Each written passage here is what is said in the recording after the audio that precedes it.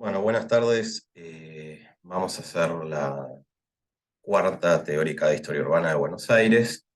Es una teórica un poco larga, pero lo bueno es que va a estar subida, así que pueden pausarla y seguir avanzando cuando puedan. Bueno, acá vamos a empezar una nueva etapa en la historia de Buenos Aires, que es la etapa megalópolis. Recordarán de las teóricas anteriores que primero vimos la etapa andiana, luego vimos la etapa de metrópolis y ahora estamos arrancando con la megalópolis. Y también recordarán los puntos de inflexión en la división de estas etapas, que este lo tomamos en 1930 a partir de la irrupción de un invento que es el automóvil y cómo va a afectar, qué cambios va a tener que adaptarse Buenos Aires para este nuevo medio de transporte. Esta teórica la vamos a partir en cuatro periodos diferentes, básicamente por las características intrínsecas de cada periodo. Hacemos esta repartición, vamos a ver siempre esta pequeña cronología de cada uno de los cuatro periodos. El siglo XX, en realidad ya estamos bastante entrados en el siglo XX, pero estamos en 1930. En Argentina se va a caracterizar por la irrupción del sistema democrático sistemáticamente. Va a haber un golpe de Estado por década durante todo el siglo XX y una pequeña irrupción a finales del 2000, que si bien fue dentro de la ley de acefalía democrática, no deja de ser una irrupción de un mandato presidencial. Esta primera parte de la teórica va a arrancar con el primer golpe de Estado de la Argentina, que va a ser en 1930 con el derrocamiento de Irigoyen, y va a estar profundamente, todo este periodo va a estar profundamente marcado por una situación que en realidad se dio en Estados Unidos, pero ustedes piensen que este era un mundo que ya estaba empezando a globalizarse. Entonces, esta crisis en Estados Unidos de alguna forma se desparrama por todo el planeta y afecta a todo el comercio internacional. Entonces, eso nos va a afectar a nosotros como Buenos Aires dentro del sistema global de comercio.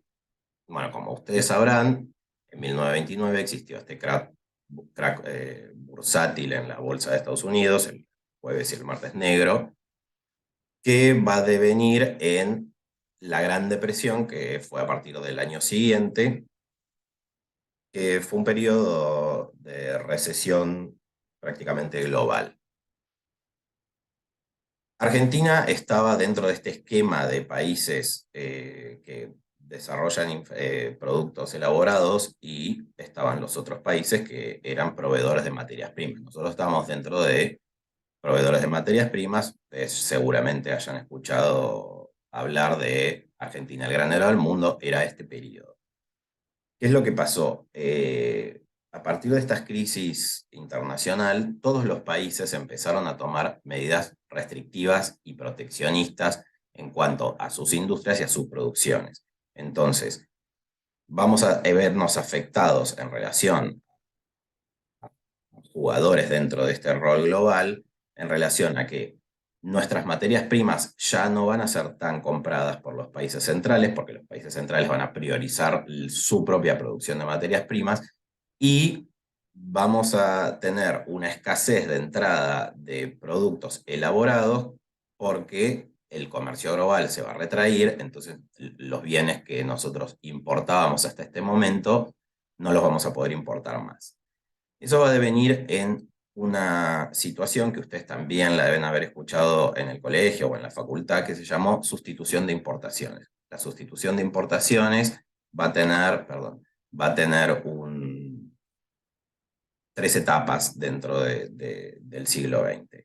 Una primera etapa en este momento de la Gran Depresión, una segunda etapa en el periodo de la Segunda Guerra Mundial, porque en la Segunda Guerra Mundial los países productores de productos elaborados tampoco van a estar elaborando sus productos o vendiéndolos, comercializándolos. Entonces nosotros vamos a tener que empezar a desarrollar una industria nacional para sustituir estas importaciones que ya no íbamos a poder. Esto, ¿cómo nos va a afectar a nosotros como ciudad? Básicamente va a haber en todo este periodo, lo vamos a ver a lo largo de toda esta teórica, como coletazos de crecimiento de la mancha urbana, tanto de la mancha urbana y de la población de la ciudad de Buenos Aires. Uno de estos factores de crecimiento de la mancha urbana va a ser el tema de la industrialización. Ustedes siempre tienen que pensar que la industrialización es un proceso de crecimiento urbano en todas las urbes del mundo. En Buenos Aires no fue la excepción. ¿Qué era lo que pasaba en este momento? Ustedes ya deben recordar de teóricas anteriores que ya existía un espíritu de tratar de expulsar de los lugares de vivienda todos esos usos que tiene la ciudad que pueden resultar molestos. Dentro de esos usos estaba la industria. Aparte de eso, existe una densificación del área central de Buenos Aires, un crecimiento de la población, por ende un encarecimiento de la tierra. Entonces, por estas medidas legislativas de tratar de expulsar la producción molesta fuera de los lugares de vivienda y este encarecimiento de la tierra, estas nuevas industrias que van a empezar a aparecer van a localizarse ya no tanto dentro de los límites de lo que era la capital, de lo que es la capital federal, sino en lo que va a empezar a denominarse Gran Buenos Aires. Piensen que hasta ahora nunca hablamos del Gran Buenos Aires en las teóricas. Ahora en esta teórica lo vamos a ver más en profundidad. El sector industrial, desde el tiempos de la etapa indiana, iba a ser siempre por antonomasia la zona sur de la ciudad de Buenos Aires. Pero en este periodo, a partir de esta proliferación de industrias que va a haber, ya no van a estar restringidas solamente a la zona sur, sino que va a empezar a aparecer un cordón industrial en la zona norte o noroeste, en la parte de lo que hoy es el partido de San Martín, y también hacia el oeste en San Justo, Morón y La Matanza. Estos van a ser como eh, ciudades satélites que ya existían, como Fundación, existía un ferrocarril que llegaba hasta ahí, eh, existía población estable, pero la proliferación de estas industrias en estos sectores van a empezar a arrastrar a población a estos lugares que hasta este momento eran, como ya dije antes, ciudades satélites de la ciudad de Buenos Aires. Y aparte de este proceso de industrialización más urbanización que se va a dar, va a aparecer este nuevo sistema de transporte hasta este momento novedoso para la ciudad de Buenos Aires. Eh, Obviamente el invento del automóvil muy anterior a 1930, pero va a ser recién en 1930 cuando la cantidad de automotores en la ciudad de Buenos Aires va a ser mella y va a generar una cantidad de obras necesarias para que esta nueva forma de transporte pueda convivir con la ciudad existente. En un primer lugar, van a ser automóviles particulares, luego la existencia de estos taxis y el invento del colectivo, que básicamente era un taxi eh, con un recorrido fijo. Este colectivo primero va a dar una versatilidad en los recorridos, mucho más versátil que lo que puede llegar a ser un tranvía que requería vías, rieles, perdón, y eh, va como, no me sale la palabra en este momento, va a proliferar un movimiento de mercaderías que va a ser más libre que lo que existía hasta el momento. Ya no vamos a depender tanto de mover las mercaderías en los ferrocarriles, sino que la red se va a extender mucho más. La ciudad tuvo que adaptarse a esta nueva forma de trasladarse y van a ver que acá hay varias operaciones en este periodo, operaciones que en general estaban legisladas en periodos anteriores a este, pero va a ser ahora cuando se van a hacer literalmente. Entonces, por un lado tenemos estas dos avenidas Parque que estaban ya proyectadas desde periodos anteriores, pero que se van a empezar a construir en este momento. Una es la avenida Norte-Sur, que es, o lo que hoy es 9 de julio, que si bien el proyecto estaba ya aprobado en 1912, antes de este periodo, junto con las dos diagonales y la Avenida de Mayo, solo se había construido la Avenida de Mayo. Entonces van a empezar en el 37 las demoliciones de esta manzana entre estas dos calles en el centro que va a conformar la 9 de julio. Es una obra que va a llevar muchísimo tiempo y recién al final de todo este periodo, en el 82, va a terminar de concluirse de norte a sur. Pero en este periodo van a empezar a hacer las demoliciones. Otra avenida Parque es la avenida General Paz o avenida de Circunvalación. Esta avenida de Circunvalación va a materializar el límite que se había fijado en 1887 cuando se hizo la federalización de la ciudad de Buenos Aires y se trazó ese polígono que veíamos la clase anterior. Bueno, la General Paz lo que va a hacer es materializar ese límite que hasta ese momento eran mojones. Una obra faraónica de movimiento de suelos, de puentes, de, de cruce con las vías del ferrocarril que ya estaban trazadas, etc. Es importante recalcar de esto que estas no las tenemos que considerar autopistas. Si bien hoy la Avenida General Paz es una autopista, en este momento estaba pensada como una avenida parque. Eso lo vamos a ver un poco en la teórica de planes porque eran como lineamientos de la época que estaban ya fijados por diferentes planes que existieron en la ciudad de Buenos Aires. Esta está como un poco apoyada en el plan Doria. También vamos a ver que en el área central de Buenos Aires se van a empezar a hacer ensanches de calles. En este periodo vamos a ver a Corrientes, Córdoba, Belgrano y Santa Fe, o sea, las que son hacia el norte de la Plaza de Mayo. Recordarán de la etapa indiana que estos ensanches de calles para llevarlas al doble de su ancho ya existían como proyecto, pero va a ser recién ahora que se va a empezar a materializar, básicamente porque se necesitaba más ancho de calzada para el transporte nuevo este que estaba apareciendo. También se van a realizar las dos diagonales, también es un proceso muy largo de expropiación y demolición y construcción nueva, eh, que también estaban proyectadas en el periodo anterior, pero va a ser ahora cuando se van a empezar y realizar estas obras. Eh, Otro hito importante en este periodo y relacionado con el transporte automotor va a ser el entubamiento de varios arroyos, entre ellos el Maldonado, el más importante en caudal, que va a generar esta avenida Juan B. Justo que corre hoy por arriba. Con este nuevo crecimiento, tanto poblacional como territorial que va a haber en la ciudad de Buenos Aires, eh, acompañado con el establecimiento de industrias, va a venir una nueva oleada de migración. Ya vamos a ver también en la teórica en la que hablamos de demografía, cómo fueron estas oleadas migratorias a la ciudad de Buenos Aires.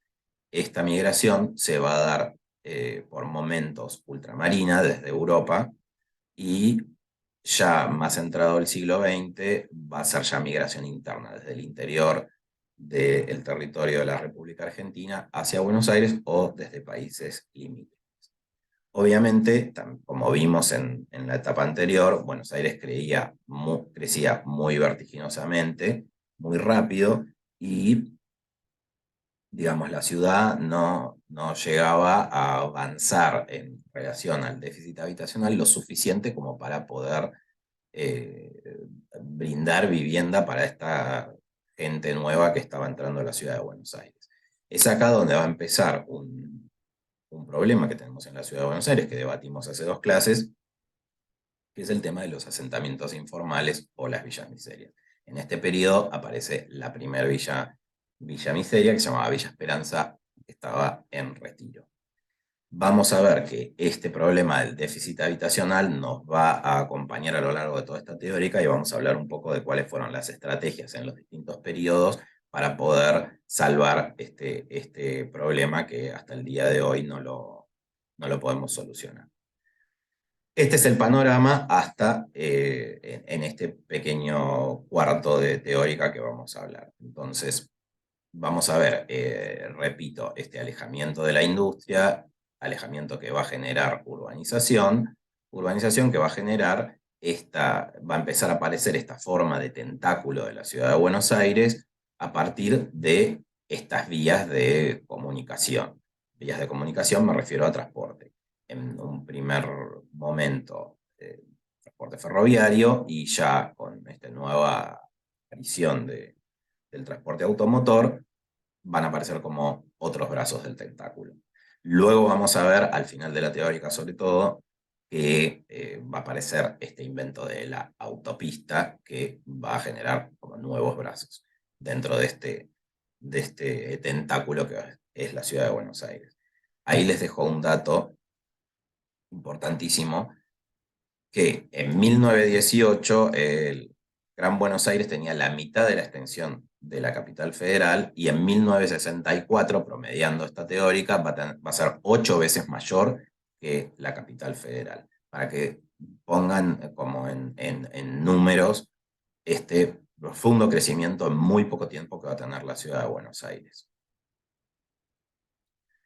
También dentro de estas nuevas tecnologías que van a aparecer en la ciudad de Buenos Aires, va a aparecer un invento que era el hormigón armado, que va a correr dentro de las técnicas de construcción a el acero, que era como se iba construyendo hasta este momento, y el hormigón armado va a ir acaparando cada vez más espacios hasta desbancar el acero, y hoy Buenos Aires es una ciudad de hormigón armado y no de construcción metálica. También va a aparecer esta nueva tipología de vivienda y de oficina, que es el rascacielos, que hasta este momento no existía. Buenos Aires tenía 5 o 6 pisos en promedio.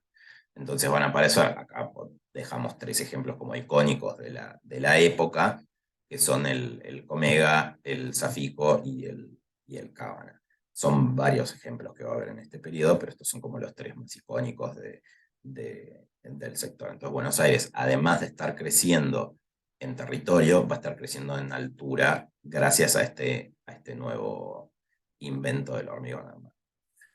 En esta segunda parte de la teórica vamos a abordar lo que fue el peronismo, el golpe que lo derroca, y los 3 gobiernos radicales que sucedieron después con el peronismo proscripto, vale aclarar, donde vamos a ver las estrategias que existieron y el espíritu de época de este momento, y cuáles fueron las soluciones que se trataron de dar a los diferentes problemas.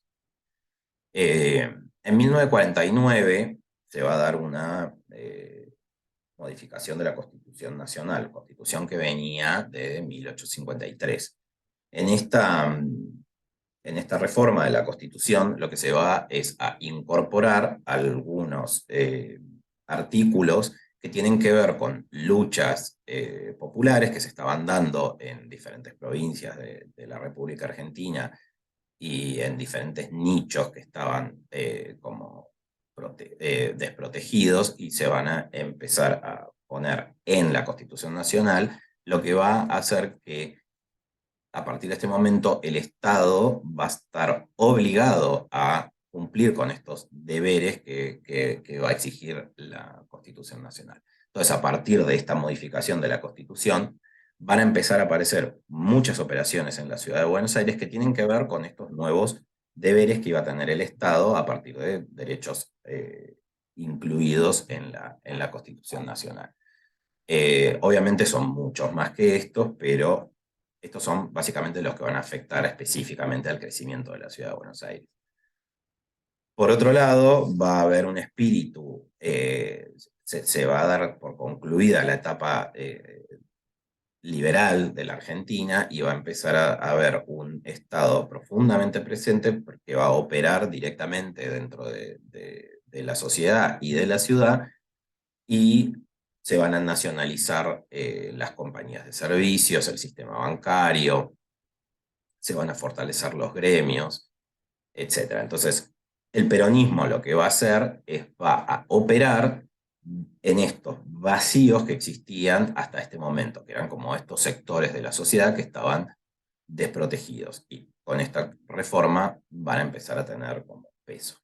Entonces, vamos a ver que en todo el territorio de Capital Federal y sobre todo el Gran Buenos Aires van a empezar a aparecer usos estatales de cosas que hasta ese momento no existían. Básicamente, asistencia social, turismo, educación y salud van a ser como 4 nichos muy importantes en los que va a haber un desarrollo profundo, sobre todo en el primer periodo de Perón, ya no en el final. Porque a lo largo de toda esta teórica vamos a ver que todo el siglo XX fue una sucesión de periodos de bonanza y de crisis económica, de crecimiento y de recesión. Entonces, eso no va a ser ajeno al peronismo. El peronismo va a tener un primer periodo de mucha bonanza y un segundo periodo de una crisis profunda. Entonces, la mayoría de los ejemplos que vamos a ver en general son de la primera presidencia de Perón. Entonces, dentro de estos lugares de asistencia social van a empezar a aparecer ancianatos, van a empezar a aparecer hogares de chicos huérfanos, hogares que estaban apuntados a mujeres solteras, como lo que venía hablando antes, ¿no? Esta protección a estos sectores sociales que hasta ahora no tenían. Educación también va a haber una construcción importante de escuelas y, como hito importante, la fundación de la Universidad Obrera Nacional, o IUTN, que fue en este periodo. Y también en el sector salud va a existir una construcción va a cambiar como el paradigma de cómo se aborda la salud a partir de un ministro que tuvo Perón, que se va a armar como un triage en relación a cómo va a ser la atención del enfermo en la ciudad de Buenos Aires. Un triage que se va a dar de menor a mayor complejidad, pasando por una sala de primeros auxilios próxima a los lugares de vivienda, una unidad sanitaria ya abarcando barrios más grandes y policlínicos de mayor complejidad que se van a construir. Estos van a localizarse todos en el Gran Buenos Aires, no va a haber ninguno en la capital federal, que son los de Seiza, Avellaneda, Lanús y San Martín, que son fácilmente reconocibles, sobre todo por los estilos. Y también en turismo existía como un espíritu de conocer los bienes de la patria y fomentar este turismo. Estos ejemplos que tienen que ver con el turismo no van a estar tanto en la ciudad de Buenos Aires, sino más en el interior, pero también tienen unas características constructivas que ustedes los deben tener en la memoria, que son esta arquitectura de paredes muy blancas, de techos de tejas, de estilo neocolonial, podemos llamarlo. Entonces van a aparecer, por ejemplo, en Chapalmalada, en Mar del Plata, en Córdoba, van a aparecer como diferentes centros turísticos para que la población pudiera hacer esos viajes y conocer los bienes de la patria. Dentro de la ciudad de Buenos Aires sí va a haber grandes intervenciones. Vamos a ver algunas en este periodo. En el Bajo Belgrano se van a construir la ciudad infantil y la ciudad estudiantil en esas fechas que están ahí en la diapositiva. Estas estaban localizadas en el barrio Belgrano y tenían el carácter de apuntar a la población infantil y la población estudiantil. La ciudad infantil básicamente era un lugar para niños, era una especie de, por momentos, qué diversiones, si se puede, pero era como una ciudad en pequeña, en escala chica, donde estaban todos los bienes que proponía el Estado argentino en ese momento. Entonces tenía una mini YPF, tenía un mini banco central, tenía un mini almacén, y era como una especie de educar en la ciudadanía justicialista a los niños en ese momento. Esto estaba en el Bajo Belgrano, sobre la calle Echeverría. Hoy es el Instituto de Rehabilitación del Lisiado, creo que es, no recuerdo bien el nombre, que los que vienen en 42 a Ciudad Universitaria deben reconocer este arco. No sé si se llega a ver el cursor, pero bueno, van a reconocer este arco porque sigue siendo la entrada hoy. Hoy todo esto está demolido. Y por otro lado estaba la ciudad estudiantil, que está unas cuadras más al norte de la calle Echeverría, que era un hogar para niños becados del interior para que vinieran a estudiar a la ciudad de Buenos Aires y vivían en ese predio. Hoy es un club deportivo, no me acuerdo si es Defensores de Belgrano, no me acuerdo realmente ahora el nombre del club que ocupa ese predio, pero algunos vestigios de lo que fue la ciudad estudiantil se pueden ver cuando uno camina ahí por debajo de Belgrano, ve todavía los trampolines, algunos, este edificio todavía está reconocible desde afuera, cuando uno va por Figueroa Alcorta, a la altura de River, ve a través de los parques y se ven todavía esos edificios. Y después hubo una intervención también dedicada a la niñez en la zona sur del Gran Buenos Aires, que fue la República de los Niños. En la República de los Niños, este sí era un parque de diversiones dedicado obviamente a los niños, que estaba localizado en lo que había sido el campo de golf de la compañía Swift.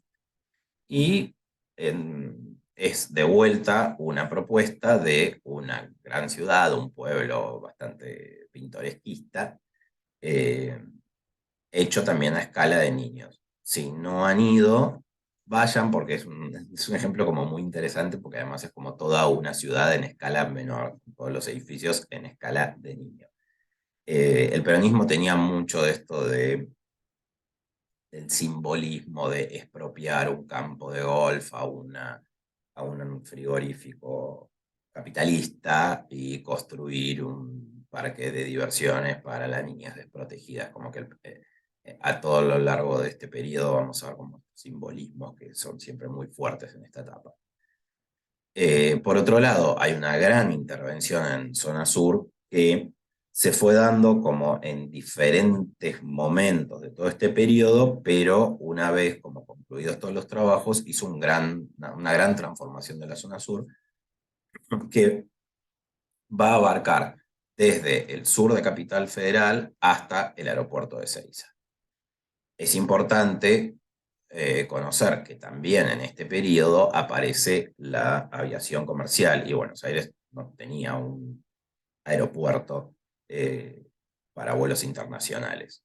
Entonces, en este periodo se va a construir el aeropuerto internacional de Ezeiza, luego se va a hacer el aeroparque. Igual esto en la teórica de transporte seguramente que lo abordamos en más profundidad, pero bueno, era necesario para este periodo este aeropuerto internacional.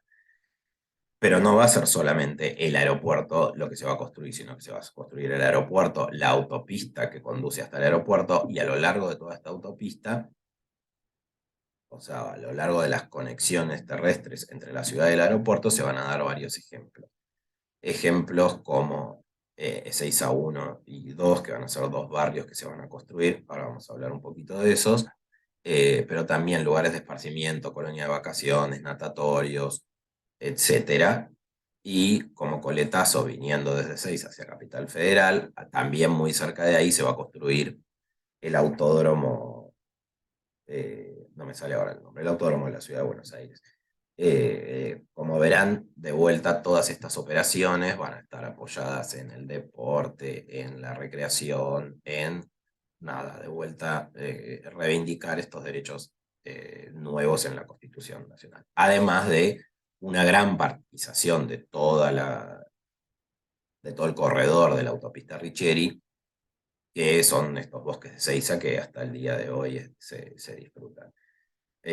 Parte de esta gran operación en la zona sur va a ser la ciudad de Evita, también un barrio que, hablando de simbolismos y peronismos, tiene el trazado de sus calles la esfinge de Eva Perón.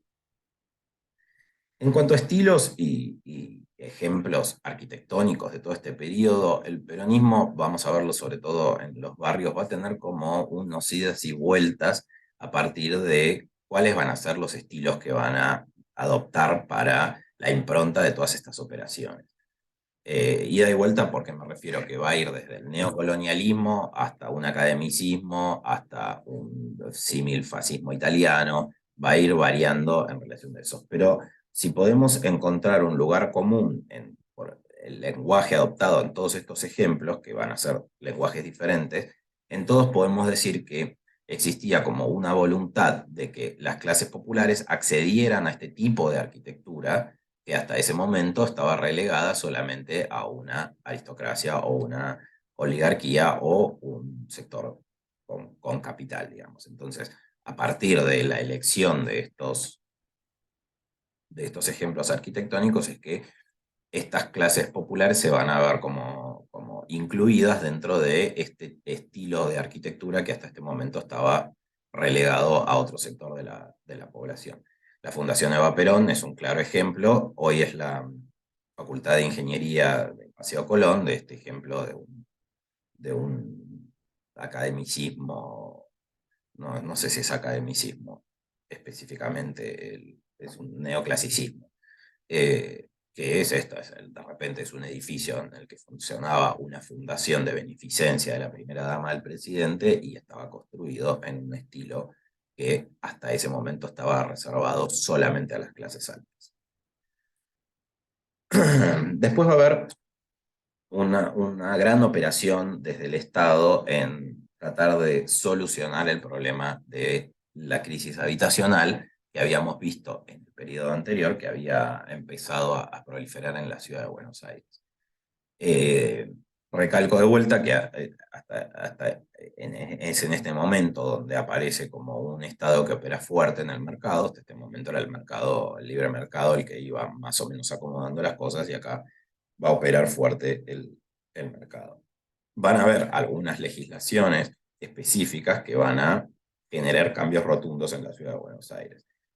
Muchas de estas legislaciones van a ver como coletazo final en el 48 la sanción de la ley de propiedad horizontal, que va a ser profundamente importante para la ciudad de Buenos Aires, porque hasta este momento, antes de que existiera la propiedad horizontal, ustedes piensen que un edificio de vivienda, de departamentos, tenía un solo dueño, no se dividía en unidades funcionales y cada uno era dueño de la unidad funcional. Eran edificios de renta que se iban alquilando y tenían un solo dueño, hasta ahora. Del 48 en adelante y con la sanción de la propiedad horizontal, se va a poder dar lo que hoy vemos con total naturalidad, que es que se armen figuras legales que permitan que varias personas se agrupen y construyan un edificio y tengan una unidad funcional.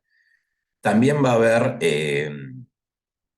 una ley que se va a llamar la Ley de Congelamiento de Alquileres, que se va a sancionar en la etapa del peronismo, pero todos los gobiernos siguientes, incluso los de facto, van a, a mantenerla la ley, eh, que depende uno el autor que tome o la historia familiar que tenga, fue una gran cosa o un desastre en la ciudad de Buenos Aires. Pero básicamente lo que hacía era congelar el alquiler, no podía seguir aumentando y vale recalcar que este es el momento en el que empieza la inflación en Argentina. Entonces, con un alquiler congelado en una economía que tiene inflación, cada vez era más ridículo lo que el propietario cobraba de alquiler. Eso empujó a muchos propietarios a que vendieran su unidad funcional y la terminara comprando el inquilino, o mal vendieran, digamos, y la terminara comprando el inquilino. También, para que existan estas compras, existió el Banco Hipotecario Nacional, otorgó préstamos muy blandos para estos inquilinos para que se hicieran propietarios del departamento en el que habitaban. Ahí tienen unos datos que en el 47 había 43% de propietarios y en el 60, ya al final, bien de este periodo, el 67% eran propietarios. Hoy creo que debe haber cambiado al revés, no tengo los datos de hoy.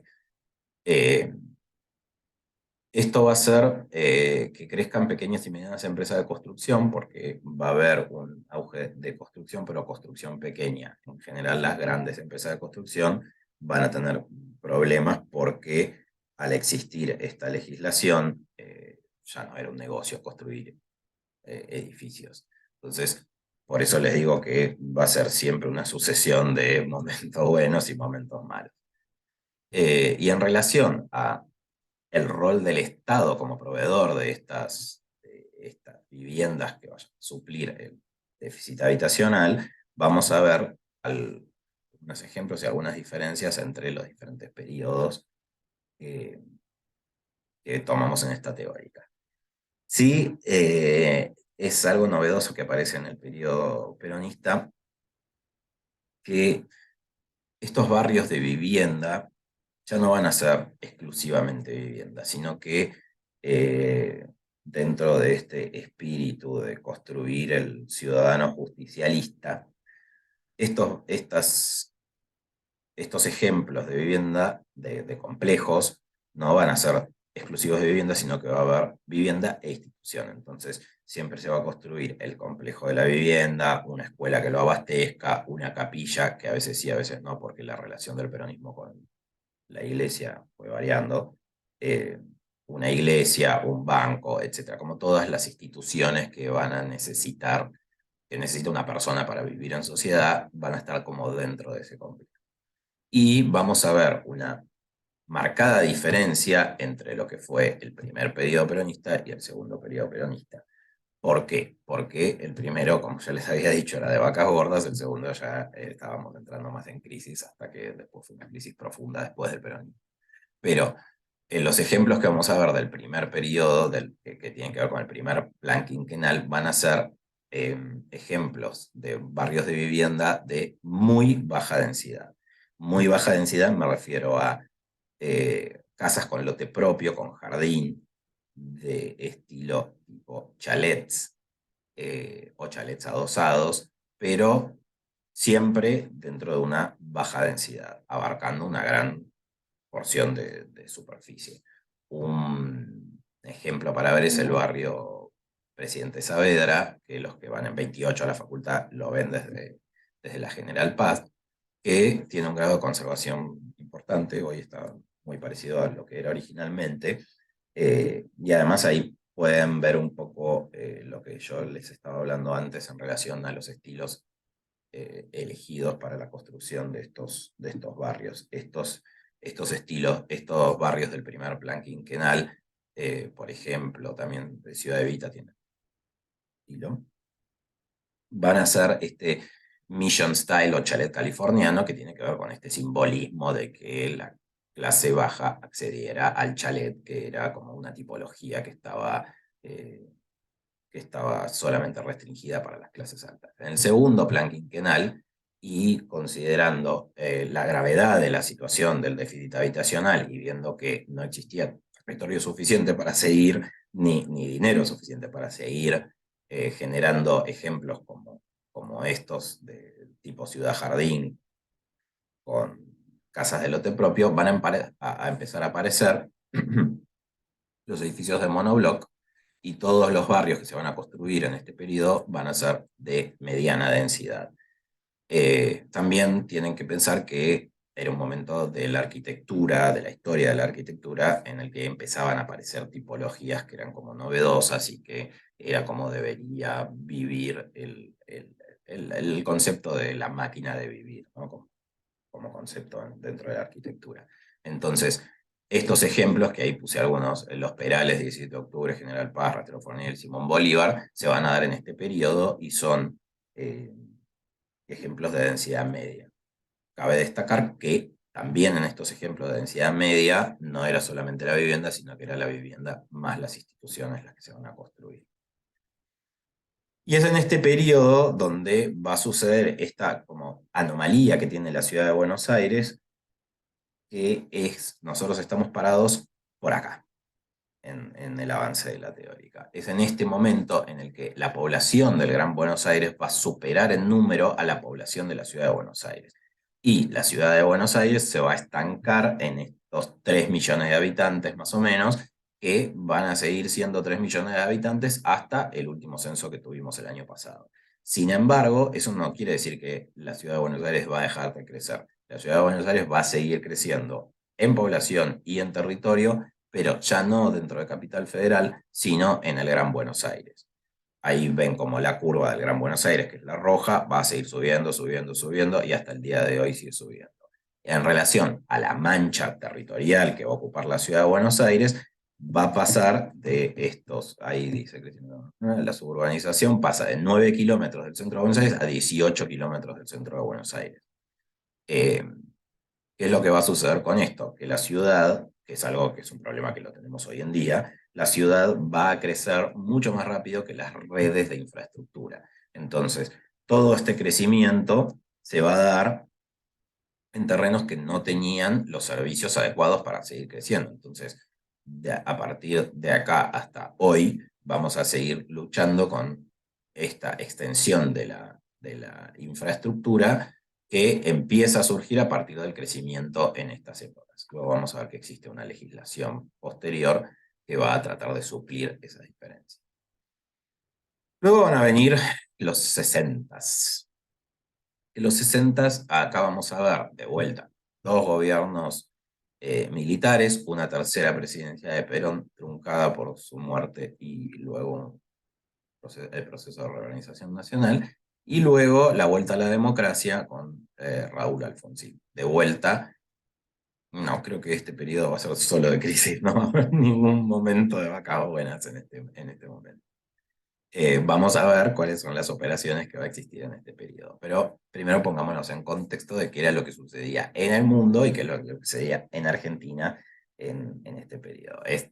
Estas décadas son las décadas de la contracultura, se llamó globalmente, socialmente se habla de la contracultura. Entonces van a aparecer estos eh, revueltas, revoluciones ideológicas en diferentes partes del mundo que eran una especie de contracultura del fin del status quo, de romper con lo que se venía dando hasta ahora. Entonces va a aparecer este movimiento hippie, las revueltas de París, Praga, en todo el mundo se fue dando, en todo Occidente, digamos, se fue dando estas cosas. Buenos Aires no va a estar exenta de esto y va a haber también revoluciones estudiantiles y desde los sindicatos que por momentos van a ser violentas hasta el punto de generar organizaciones guerrilleras, y violento va a ser también la respuesta desde el Estado a partir de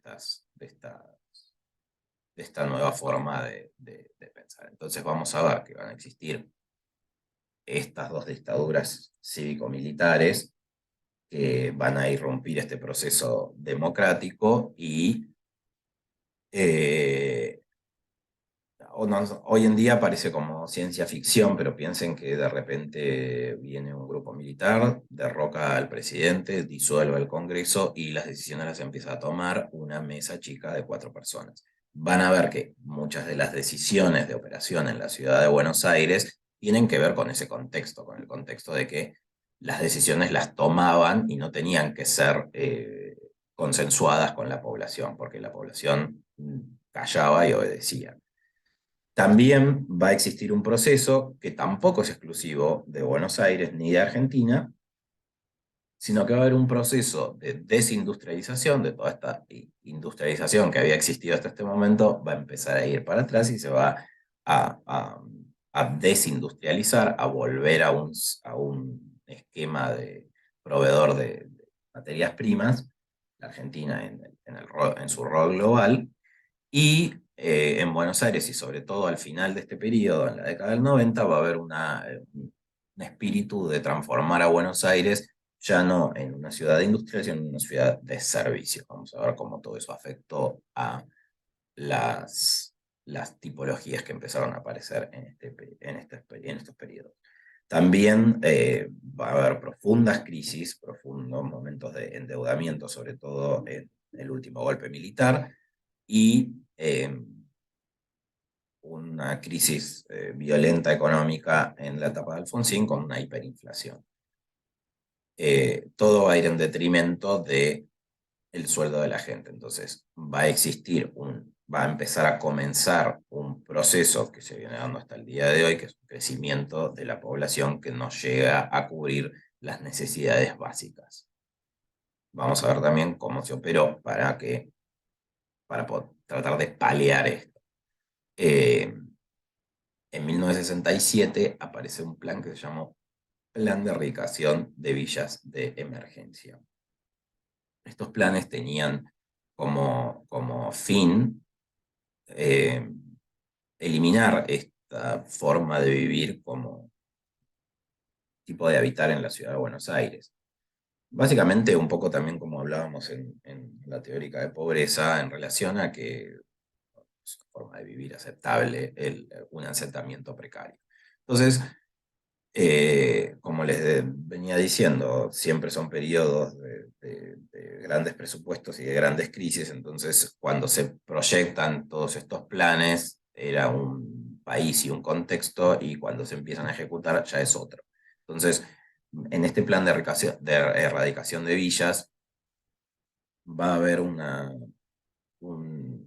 tipología que se va a llamar núcleos habitacionales transitorios, que eran viviendas ínfimas de 13 metros cuadrados, que la idea era que se construían estas viviendas precarias para sacar a la villa, sacar a la gente de la villa miseria, mientras se construían ejemplos de arquitectura para que estas personas habiten. Obviamente con esta interrupción constante de los procesos de gobierno, estos núcleos habitacionales que eran en un principio transitorios, van a pasar a ser permanentes, y lo único que se hizo en ese periodo fue como trasladar la Villa Miseria de una situación a otra. Sí se construyeron algunos ejemplos que con el diario de hoy podemos decir que fue un desastre. En ese momento era como había que vivir, como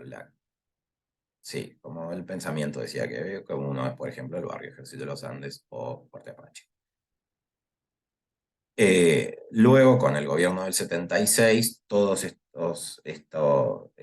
estas como campañas para desaparecer, sí, las villas ya directamente no tenían un plan B para solucionarle el problema de detección a la gente, y eran directamente el ejército entrando a estos barrios populares y con una topadora demoliendo las casillas. Y la única solución era una especie como de fomento para que estas personas vuelvan a sus lugares de origen. Recuerden que en general era población del interior de Argentina que venía a trabajar a estas fábricas, que a partir de este proceso de desindustrialización se había quedado sin trabajo y un poco a la buena de Dios, entonces sobrevivía como podía. Entonces existió como una especie de fomento o obligación de que estas personas volvieran a sus provincias de origen.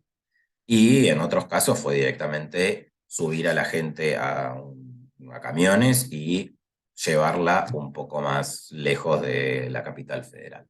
También vamos a ver, a partir de estas operaciones, que es en este momento donde empiezan a aparecer la mayoría de las villas miseria en el Gran Buenos Aires, porque, ¿sabes?, desalojaban la villa en la capital federal y tiraban a la gente en la ciudad, en el Gran Buenos Aires, donde volvía a aparecer la villa. Piensen también que jurisdiccionalmente Buenos Aires todavía no tenía autonomía. Buenos Aires no va a tener autonomía como una provincia más recién en 1994. Entonces era también una lucha de jurisdicciones a partir de quién agarraba la papa caliente, que tenía que ver con toda esta gente que no podía acceder a un crédito porque los créditos se habían acabado, y no podías tener una vivienda digna. Entonces se lo iban tirando entre jurisdicciones. Piensen también que mientras Buenos Aires no tuvo el estatus de ciudad autónoma como tiene ahora, la ciudad era como un apéndice del gobierno nacional, y el intendente de la ciudad de Buenos Aires lo elegía el presidente directamente. No existía, uno no iba a votar el alcalde o el intendente como hacemos ahora con el jefe de gobierno. Bueno, pero dentro del distrito de la ciudad de Buenos Aires existió esta Comisión Municipal de la Vivienda, el CMB, que es como la transformación de lo que fue la Comisión Nacional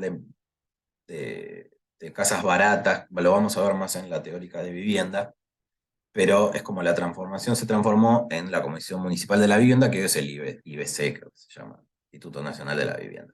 Vamos a ver que muchas de todas estas operaciones para tratar de paliar este déficit habitacional, algunas van a ser municipales como esta y otras van a ser a nivel nacional. Entonces ahí van a operar en diferentes territorios. Las que eran de de carácter nacional, como por ejemplo el FONAVI, va a operar más en el Gran Buenos Aires porque tenía jurisdicción dentro del Gran Buenos Aires, y esta, que es la Comisión Municipal de la Vivienda, va a operar solamente dentro de los límites de General Paz. Tenía como plan, en ese momento, construir 17.500 viviendas, se quedaron, en 5 años, se quedaron profundamente cortos, pero sí cabe destacar que los conjuntos habitacionales que se construyeron en este periodo, hoy, con el pasar de 40, 50, 60 años, vamos a ver que fueron en general los más exitosos, los que hoy uno recorre Buenos Aires y o no se da cuenta que es un complejo de vivienda social, eso quiere decir como que realmente se amalgamó con la trama, o son barrios completamente autosustentables, digamos, con esto de las instituciones, etcétera, que viven dentro de, que no se convirtieron en guetos.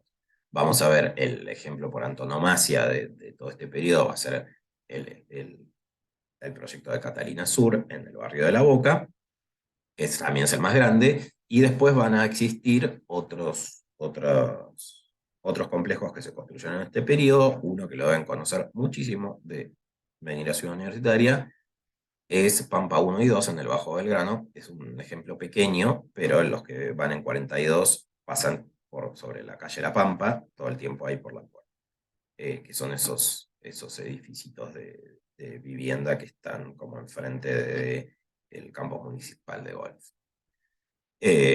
Bueno, Catalina Sur por antonomasia es el mejor ejemplo en calidad arquitectónica, ¿no? No quiero hablar de cómo se vive de las unidades, pero es como el hito que va a suceder en este periodo. Bien, van a existir estos grandes monstruos que se construyeron en el sur, que eran partes del plan de erradicación de villas de emergencia, que son Lugano 1 y 2, Piedrabuena y Soldati. Ejemplos que, de vuelta con el diario de hoy, eh, básicamente son un desastre, pero era lo que la academia y lo que sí, los estudiosos de ese momento decían cómo tenía que vivir la población. Entonces, el espíritu de mejorar esa situación de la gente existió. En la praxis vemos que no sucedió. No sucedió porque eran complejos, son complejos de altísima densidad. Altísima densidad, y arquitectónicamente eran complicados considerando que son edificios o complejos que muy pocas veces pudieron dividirse en consorcios. Entonces los consorcios eran, un presidente de un consorcio manejaba 3.000 personas. Entonces se empezó a generar como un gueto. Hoy son guetos dentro de la ciudad, y además, eh, esto es una opinión personal, pero arquitectónicamente, al ser tan diferentes de la ciudad circundante, nunca llegaron a amalgamarse con el resto de su entorno. Además de que siempre son como ciudades satélites que funcionan con gente que no son del barrio, que fueron trasladados o compraron, algunos los que pudieron escriturar y compraron. Eh, entonces es también gente extraña al barrio. Y este tema de escriturar es un gran tema porque algunos de estos, al no poder ser escriturados, por no poder subdividirlos en unidades funcionales, era algo complejo. Obviamente, al no ser propietarios los habitantes durante mucho tiempo, hizo que todos estos ejemplos empezaran a decaer, derruirse, y hoy son como ruina moderna que tenemos ahí en la ciudad de Buenos Aires. Se me trabó. Por otra parte, así como teníamos Catalina Sur, va a existir Catalinas Norte. Catalinas Norte va a ser una movida, un emprendimiento desde la Intendencia de Buenos Aires, pero de mano de privados. Lo que va a hacer Buenos Aires es como legislar para que esto existiera, pero el crecimiento iba a ser a partir de ya no del Estado, sino de inversión privada. Entonces va a aparecer este pequeño Manhattan que va a tener la ciudad de Buenos Aires en territorios, en terrenos que antes eran o productivos o parte del puerto que puede funcionar, o parte de playas de maniobras de trenes que tampoco eran necesarias ya en ese momento, y se va a empezar a lotear y construir este racimo de rascacielos que uno hoy ve esta foto y lo ve un poco irreconocible porque hoy son 4 veces más esa cantidad de torres, pero tiene que ver ahí con el barrio de Catalinas Norte. Esto también da una mirada, sobre todo hacia el extranjero, de esta nueva ciudad que ya no va a ser industrial, sino que va a ser volcada a los servicios. Y dentro del mercado privado en relación a la vivienda, ya no hablando de la vivienda estatal, va a aparecer esta nueva tipología, que es la tipología de torre de vivienda. Esta nueva tipología va a aparecer a partir de una modificación del código. Hasta este momento no se podía construir estos ejemplos, pero va a aparecer como tipología la torre de vivienda. Se va a dar por finalizada las leyes que controlaban los alquileres, entonces va a empezar una gran cantidad de inversión en la ciudad, bueno, inversión privada para la construcción de estos ejemplos. Esa era como la gran novedad del código en ese momento, era la torre exenta, la torre, lo que hoy llamamos torre. Estos ejemplos van a haber sectores de la ciudad en los que fueron aplicados o se eligió esa forma de construir y terminaron siendo algo exitosos, y otros ejemplos en los que no. ¿Por qué? Porque para que estas tipologías funcionen, lo que necesita el desarrollador, el inversor, es un terreno de gran tamaño. Entonces, cuando uno aplica las leyes del código de esa época en un terreno que tenía poca superficie, no dan ejemplos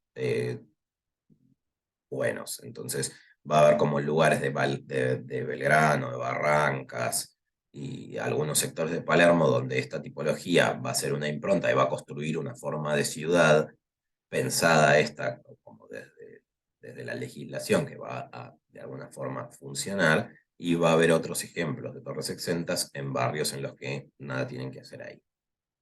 Eh,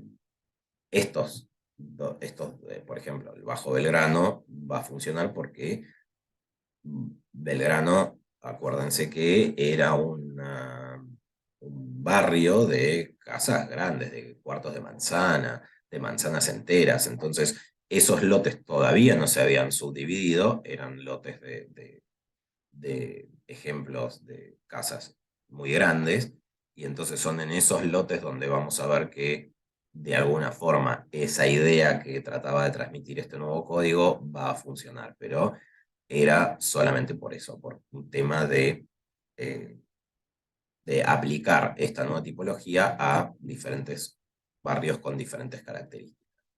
Obviamente esto va a generar una burbuja inmobiliaria y un mercado de especulación importante, eh, y un encarecimiento de la vivienda que es un proceso que hasta el día de hoy lo seguimos viendo. Vamos a ver que también en este periodo va a haber un plan de una reformulación del sistema de transporte de Argentina. Si bien esto que les decía, en 1930 va a empezar el auto como a irrumpir en la ciudad de Buenos Aires, ya para este periodo, estamos hablando del proceso militar, era un problema el tráfico. Esto igual lo vamos a ver en mayor profundidad en la teórica de transporte, pero se los cuento para que entiendan cómo eran las operaciones. Este es un proyecto de autopistas urbanas que se había hecho desde la Municipalidad de Buenos Aires a partir de cómo consideraban que tenían que movilizarse la gente en la ciudad de Buenos Aires.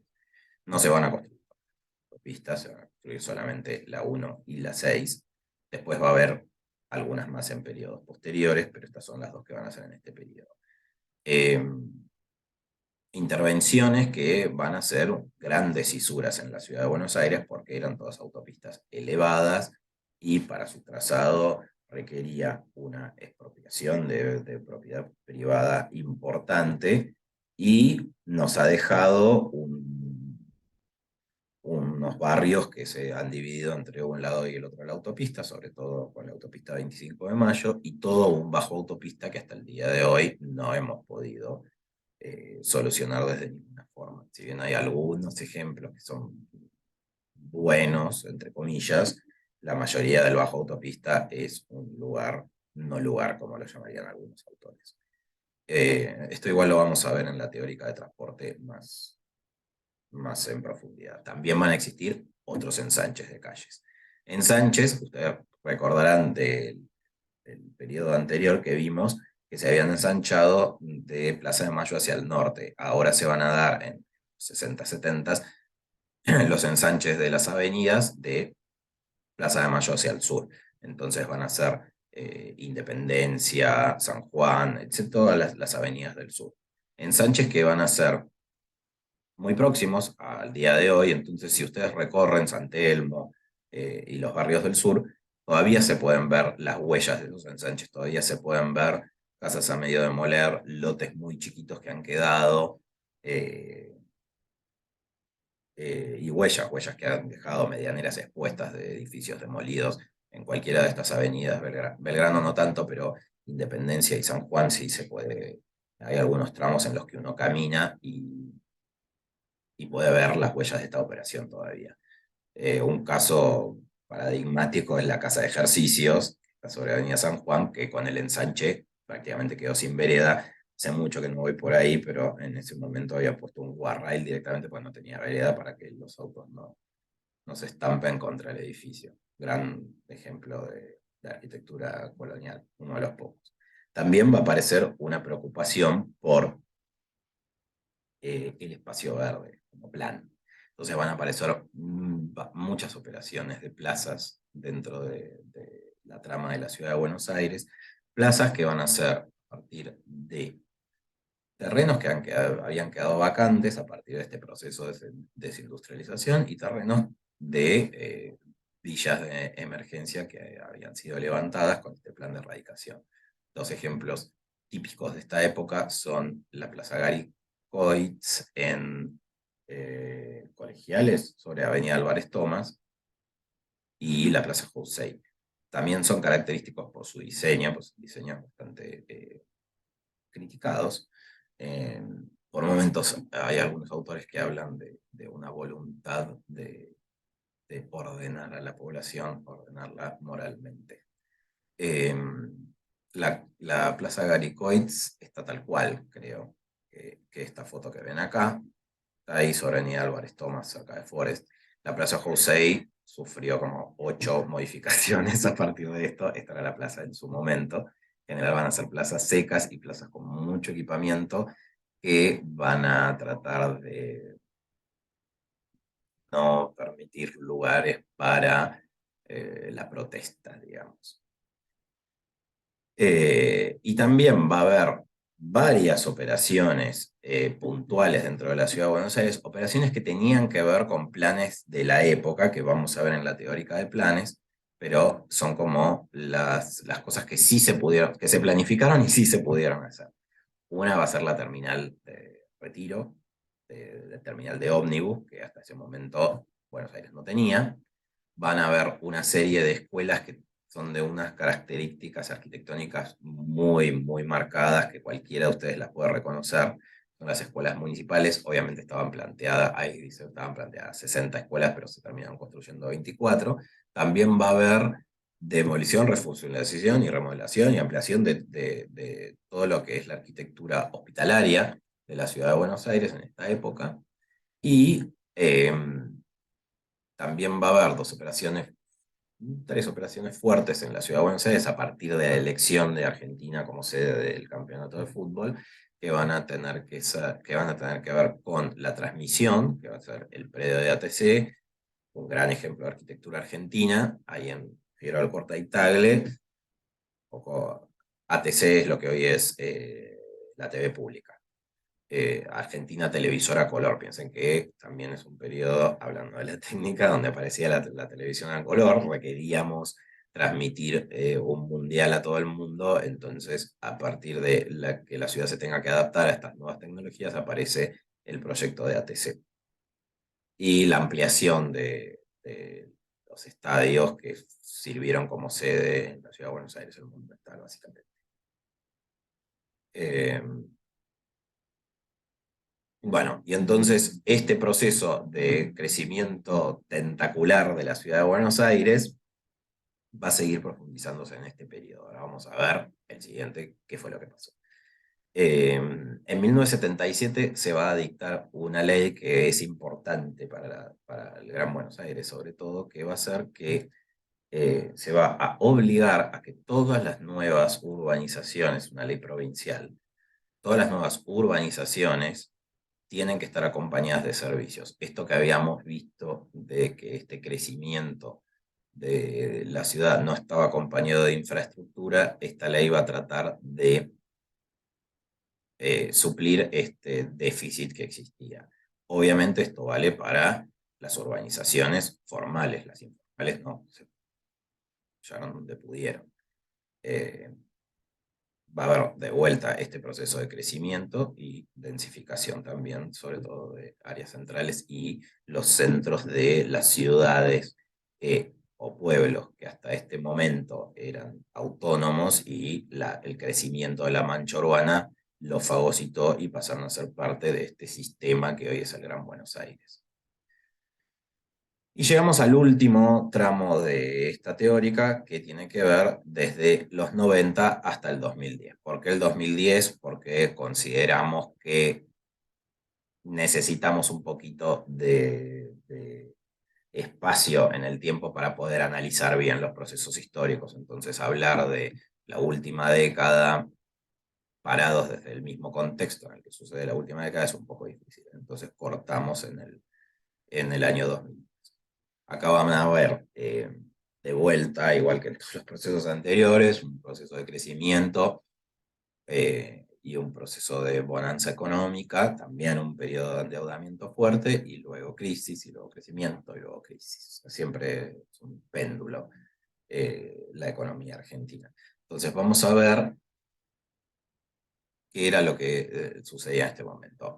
Acá le vamos a como poner el nombre este de megalópolis, a la etapa, que tiene que ver con una ciudad que tiene más de 1 millón de habitantes. Hoy está cambiado, se cambió la escala y creo que son 10 millones de habitantes, pero a partir de esa población se dictamina que una ciudad es una megalópolis. Este es un proceso de urbanización, un proceso que no es exclusivo de la Argentina, no es exclusivo de Buenos Aires, es un fenómeno global que tiene que ver con la migración de la población de zonas rurales o semirurales a grandes ciudades, que conlleva al crecimiento de las ciudades. Entonces, más o menos ahora, el 23, vamos a ver que el porcentaje de población que vive en el campo versus el porcentaje que vive en la ciudad está más o menos empatado.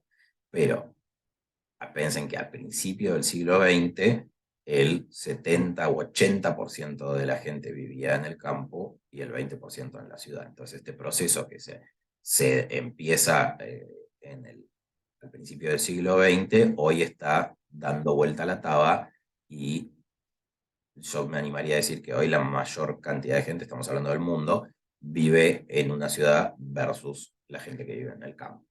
Buenos Aires va a ser parte de este proceso. Ya habíamos visto cómo había crecido toda el área metropolitana en cantidad de habitantes. Y habíamos visto que la ciudad de Buenos Aires, la ciudad jurisdiccional, capital federal, no crecía en habitantes. Entonces, ¿eso qué quiere decir? Que la gente que trabaja en Ciudad de Buenos Aires no vive en Ciudad de Buenos Aires. Y eso implica que existe un movimiento de gente que entra y sale de la Ciudad de Buenos Aires, que hasta el día de hoy sigue existiendo porque la población de la Ciudad de Buenos Aires no ha crecido desde el 47. Vamos a ver cómo empiezan a aparecer nuevas tipologías y también cambia el paradigma en relación a cómo tenía que ser la sociedad. El paradigma no cambia solamente en la ciudad, sino cambia a nivel nacional y cambia a nivel global. Es un proceso que se dio en varias partes del mundo en este periodo. Pero bueno, en este afán de volcar a la ciudad en una ciudad de servicios y ya no de industria, este proceso de desindustrialización se va a ver mucho más profundizado en esta etapa de los años 90 y vamos a ver qué fue lo que pasó con esta situación de una ciudad que antes era industrial y ahora ya no lo es. Va a haber crisis, va a haber momentos también de bonanza económica, va a existir una convertibilidad que hoy se habla mucho, de la dolarización y bla, y también va a haber una depresión de la moneda posterior que hasta el día de hoy lo estamos sufriendo. Eh, Esto va a hacer que Argentina y Buenos Aires en general, que es una ciudad en la que la gran masa crítica de la población era o es de clase media, ya va a empezar a desdibujarse ese esquema social de Argentina y de Buenos Aires. Entonces, va a haber gente que va a subir su poder adquisitivo mucho en este periodo, que se va a profundizar mucho, y va a haber gente que se va a caer bajo de la línea de la pobreza. Entonces, va a empezar a funcionar la ciudad de Buenos Aires ya no como una ciudad completa, sino como una ciudad de contrastes y ciudad de eh, guetos. Ahora vamos a ver los ejemplos. Entonces, a partir de este proceso de desindustrialización que va a sufrir la ciudad de Buenos Aires, vamos a ver que de repente, tanto en Capital Federal como en el Gran Buenos Aires, va a empezar a haber un cambio en el tejido físico de la ciudad, a partir de estas grandes fábricas que van a dejar de funcionar y son grandes lotes que van a quedar vacantes, y también terrenos productivos que van a dejar de ser usados como terrenos para la producción y van a quedar vacantes y van a empezar a ocuparse. Entonces vamos a ver en esta última parte de la teórica todas las tipologías nuevas que van a aparecer dentro del Gran Buenos Aires y de Capital Federal a partir de esta vacancia que va a existir y este viraje de la ciudad a una ciudad de servicios. Entonces, vamos a ver que van a existir, primero, una proliferación de autopistas, sobre todo suburbanas, de la General Paz hacia afuera, a partir de un gran crecimiento del parque automotor que se venía dando a lo largo de los años y se va a irrumpir en la trama de la ciudad la autopista. También vamos a ver que a partir de esta apertura de Buenos Aires al mundo van a aparecer una multiplicidad, se van a multiplicar los hoteles para poder eh, albergar a esta ciudad que se estaba empezando a vender como una ciudad de turismo. Obviamente se van a construir muchísimas oficinas a partir de este viraje una, a una economía de servicios y vamos a ver las decisiones que tomó la clase alta en este periodo para vivir. Una nueva tipología que hasta este momento no existía, perdón, es el shopping center. Eh, Hasta este momento, en la ciudad de Buenos Aires, el comercio estaba disgregado en los diferentes lotes de la ciudad, pero mirando un poco hacia Estados Unidos van a aparecer estos ejemplos de centros comerciales cerrados. Centros comerciales que si bien son públicos, no son privados, pero son de acceso público, no deja de tener una puerta en el que estaba completamente controlado quién entraba y quién salía y quién puede acceder y quién no puede acceder. Estos centros comerciales van a tener diferentes categorías a partir de los servicios o productos que van a vender cada uno. Entonces, no va a ser lo mismo consumir en Patio Bullrich que en el Shopping Spineto. Ya no existe más el Spineto, pero bueno, era un shopping de bajo. Eh, Vamos a ver también que muchos de estos ejemplos se van a dar en edificios que eran industriales o de producción que ya no van a existir. Por ejemplo, el mercado Spineto, que dejó de funcionar como mercado, se refuncionalizó en Shopping Spineto, que duró muy poco. No, no sé qué hay hoy ahora, creo que hay un Poto, un hipermercado ahí en ese predio. También está el mercado de Abasto, que era un edificio que tenía que ver con comercialización de fruta y verdura, que lo va a suplir en la creación del mercado central allá en Tapiales, entonces este va a dejar de funcionar paulatinamente hasta que va a estar abandonado muchos años, y en este periodo, a partir de inversión privada, se va a refuncionalizar en shopping center.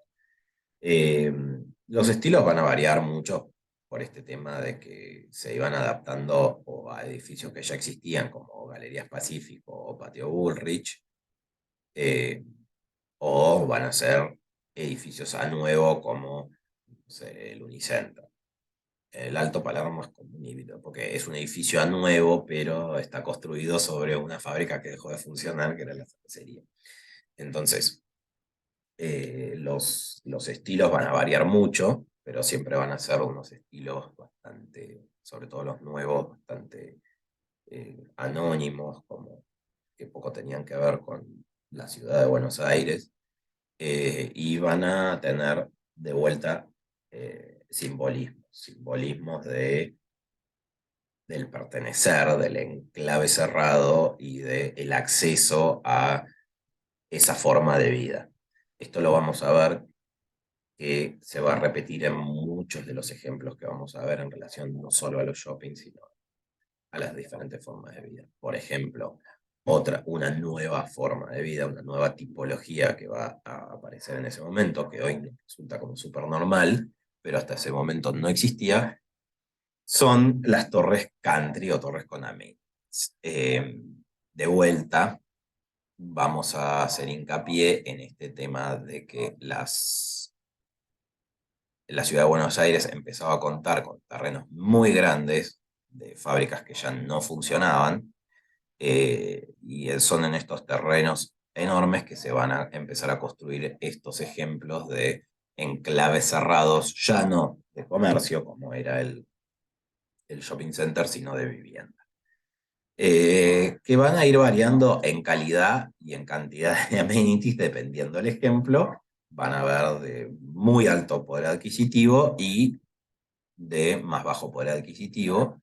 eh, y se va a transformar, que eso lo vivimos hoy en día, ya casi en una cosa aspiracional de la clase media, el acceso a estos ejemplos, al punto de que hoy podemos ver, en ese momento también, ejemplos de torres con amenities, con unos amenities que no llegan a cumplir ni los mínimos requerimientos de la cantidad de gente que vive en el edificio, ¿no? Como que tiene una pileta de 6x2 para 40 familias que viven en el edificio, son imposibles hasta de usar, pero es solamente el tema aspiracional de vivir en un edificio que tiene una pileta. Bueno, este proceso que, eh, que hoy lo vemos como profundamente arraigado en la sociedad, arranca en este periodo de los 90.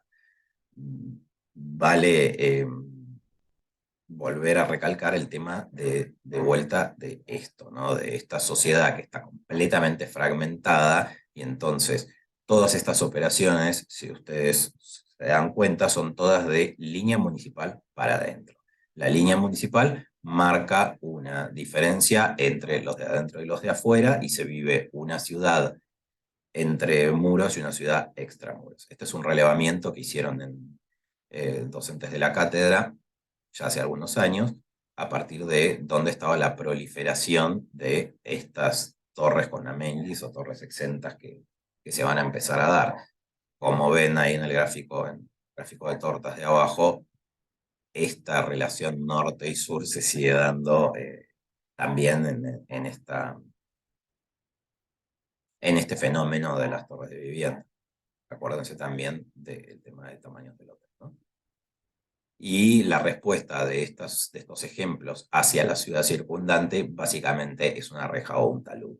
Entonces, las fachadas de estos edificios ya van a dejar de conformar el espacio urbano, sino que el espacio urbano va a estar definido por esta reja y la fachada va a estar siempre retirada de la línea municipal, viviendo otra cosa. Digamos, el peatón lo que va a vivir es la reja. De vuelta, hacemos hincapié en los de adentro y los de afuera. Otro ejemplo que va a suceder en este periodo es este nuevo barrio que va a tener la ciudad de Buenos Aires, que va a ser Puerto Madero. No quiero aburrirlos un poco con la recapitulización del proceso que vivió toda esta área central, pero recordarán de la teórica anterior que se construyó el Puerto Madero en una decisión no muy feliz. Ese Puerto Madero quedó obsoleto rápido y se tuvieron que construir ampliaciones del puerto más al norte y más al sur de Puerto Madero. Luego se empezó a arrojar al río los escombros de las demoliciones de las autopistas, de las diagonales, de las 9 de julio, etcétera. Todas esas grandes intervenciones urbanas tenían escombros que se iban siendo tirados al Río de la Plata, más atrás de Puerto Madero, y que hoy son la reserva ecológica.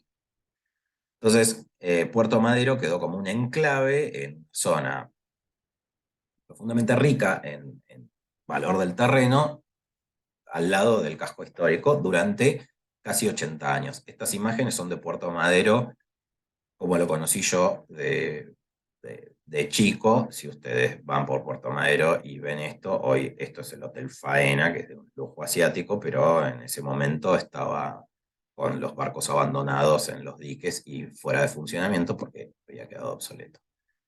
Van a existir diferentes propuestas a lo largo de todo el siglo XX de esta refuncionalización de este puerto, que ya para el principio de este periodo, de 1930, ya no servía como puerto. Entonces van a existir en todos los planes de la ciudad de Buenos Aires, que vamos a ver en una teórica parte, van a existir estas estrategias de ver qué se hacía con ese terreno. Pero mucha disputa. Finalmente se llama un concurso internacional, no recuerdo, sí, no, creo que fue nacional, de ideas, en el que ganan 3 proyectistas que como que la municipalidad los obliga a asociarse y hacen como lo que se termina haciendo es un mix de entre las 3 propuestas. Y empieza este proceso en los 90 de la puesta en marcha de este nuevo barrio que generó en la ciudad de Buenos Aires. Un proceso que va a empezar con una primera etapa que va a tener que ver con la refuncionalización de los docks, que eran edificios industriales de transporte y de guarda de productos del puerto, en oficinas y lofts. Loft es una tipología que va a surgir en esta época también.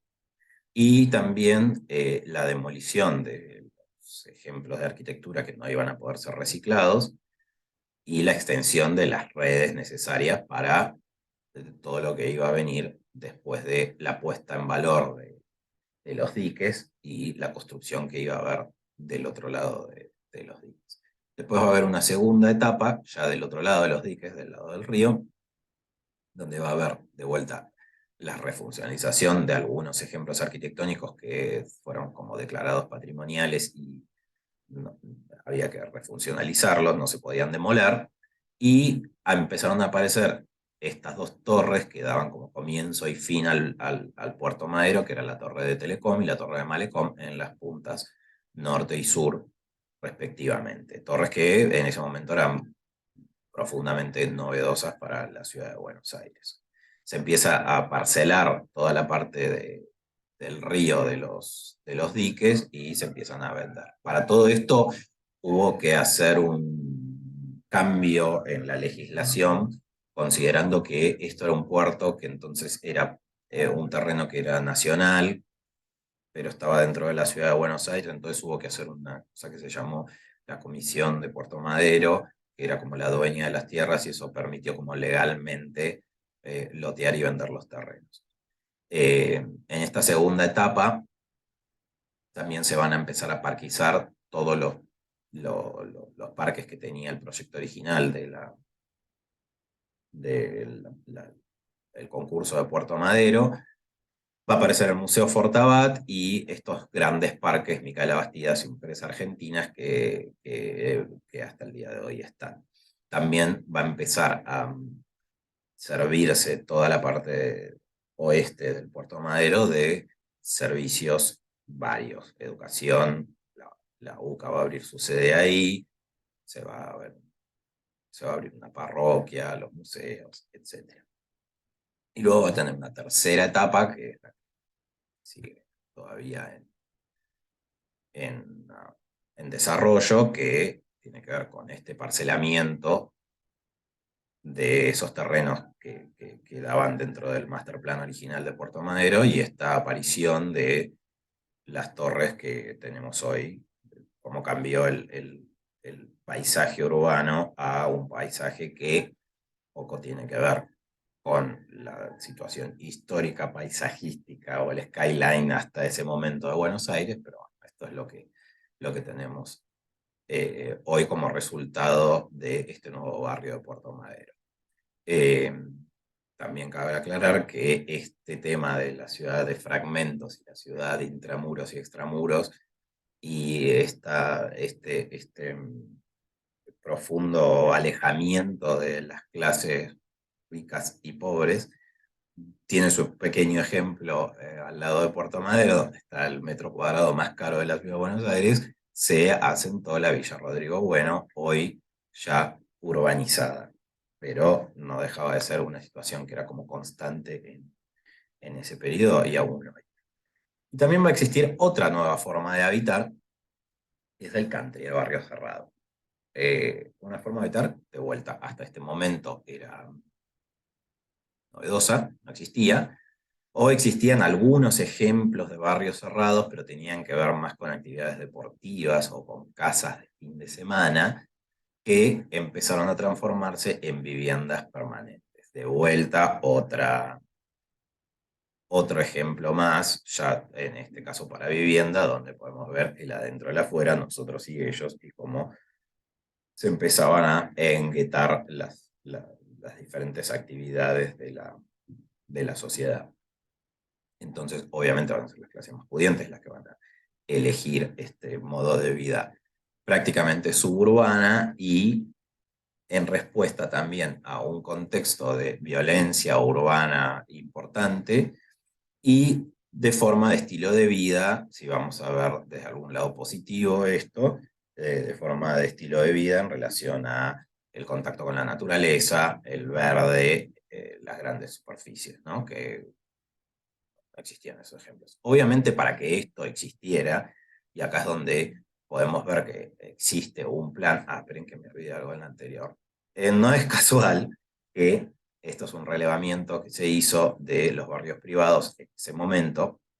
Los barrios privados podemos ver que en rojo ustedes ven las villas miseria, en verde ustedes ven los barrios privados. Cómo existía este tema de guetos tanto en las clases pudientes como en las no pudientes en relación a estos enclaves dentro de una estructura urbana que lo blanco es como la ciudad formal, si lo podemos llamar así, ¿no? Y cómo esta situación de irse a vivir lejos a una zona semiurbana para protegerse de la pobreza y protegerse el crimen, en realidad estaban viviendo medianera de por medio, solamente que estaban ausentes de esa situación. Acá es donde empezamos a ver que para que estas situaciones de vivienda permanente existieran como vivienda permanente, empezaron a realizarse inversiones para la expansión la construcción de más carriles en todas las autopistas del Gran Buenos Aires en este periodo. Vamos a ver, volviendo a la teórica, a la diapositiva anterior, este es el partido de Tigre, y vamos a ver un ejemplo paradigmático de esta situación que sucedió en esta época, y ustedes ven la cantidad de barrios cerrados que tienen, ¿no? Entonces empezaron a existir intervenciones a nivel metropolitano que facilitaron esta situación de vivienda permanente a 30, 40 kilómetros de los lugares de trabajo. En el partido de Tigre se ve como clarito, por eso lo tomamos siempre, se ve como clarito como la parte más profunda de este proceso de suburbanización de la riqueza y cómo afecta a una ciudad en particular, en este caso al municipio de Tigre. Si vemos acá, no sé por qué me quedo en inglés, si vemos acá el porcentaje de crecimiento de la mancha urbana entre el 90 y el 2010 en el partido de Tigre, vemos que más o menos aumenta un 40% por década la mancha urbana. Sin embargo, cuando vemos el crecimiento poblacional, no aumenta el 40% de cada década. ¿Esto qué quiere decir? Todos estos ejemplos, bueno, ninguna sorpresa, todos estos ejemplos de suburbanización son extremadamente de baja densidad, porque si la mancha urbana aumenta el 40% y la población, me tapa acá una ventana, pero no crece más que el 10, quiere decir que en una superficie muchísimo mayor vive muchísima menos gente.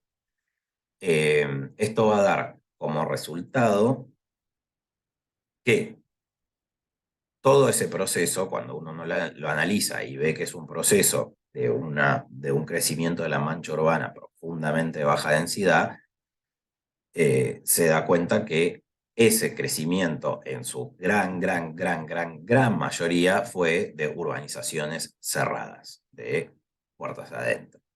Eh, entonces, cuando uno ve, este es el gráfico de la mancha urbana de Tigre, lo que está en rojo más oscuro son todo lo que es barrios cerrados, y lo que está en un rosa más pálido es, digamos, la ciudad formal. Y dentro de este esquema de barrios cerrados que se fueron dando, aparecen dos ejemplos de superficies muy grandes, que son el complejo Villanueva, que es una sucesión de barrios, y Nordelta, que es el caso como que vamos a tomar en consideración para hacer este análisis y ver, entender este fenómeno de la urbanización cerrada. ¿Por qué tomamos Nordelta y no Villanueva, a pesar de que más o menos tienen la misma superficie? Porque Villanueva en realidad es un gran complejo, es el resultado de diferentes intervenciones más chicas de barrios más chicos.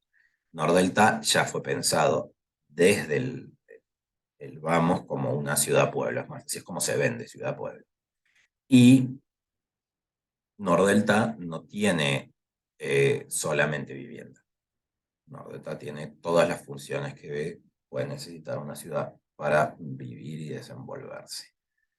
Obviamente esto es un proceso que se fue dando durante muchos años, pero vamos a ver que hoy, parados en Nordelta, no solamente los usos son de vivienda, sino que existe comercio en un sector acá. Obviamente el comercio sí está abierto para fuera de Nordelta porque puede sostenerse con la poca densidad poblacional que tiene el barrio cerrado, pero vamos a ver equipamiento deportivo, que es lo que ustedes ven en verde, una cancha de golf, Jack Nicklaus, que es como el Le Corbusier de las canchas de golf, y también dentro de cada barrio alguna parte de equipamiento va a existir. También va a existir equipamiento educativo, que van a ser sedes de colegios muy aristocráticos de la ciudad de Buenos Aires, sobre todo del norte, que van a abrir su sede dentro de Nordelta.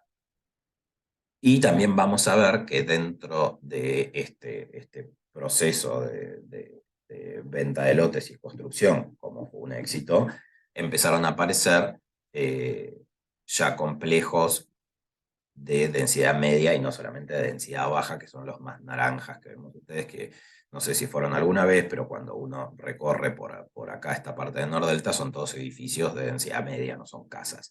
El resto sí, son casas en lotes gigantes. Eh, y también vamos a ver que existe este sector comercial del cual viven los habitantes donde compran. También va a haber un sector que va a estar destinado a la salud, que también van a ser dos instituciones eh, sí, aristocráticas de la ciudad de Buenos Aires, los también Las Lomas van a abrir sus sedes dentro de en la ciudad pueblo de Nordelta. Y dentro del master plan existe toda un área que está destinada a un centro cívico, porque existe la voluntad de los habitantes de Nordelta de que jurisdiccionalmente se considere a Nordelta como una localidad dentro del partido de Tigre. Esto que nos da que una persona con alto poder adquisitivo puede nacer en Nordelta en un sanatorio, transcurrir toda su vida, ir a un colegio dentro de Nordelta, ir al cine dentro del shopping en Nordelta y hasta recibirse de médico en la sede del Austral sin nunca salir del perímetro.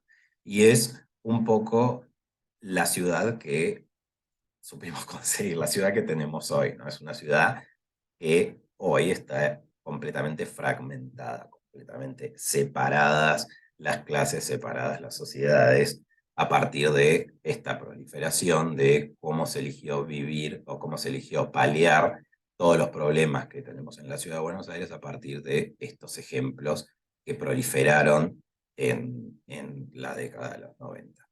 Con esto vamos a terminar. Hasta acá barrimos como en orden la historia urbana de Buenos Aires. Obviamente todo esto lo pueden profundizar ampliamente, pero a partir de ahora vamos a tener eh, teóricas especializadas en algún tema en particular. Los dejo y nos vemos el martes.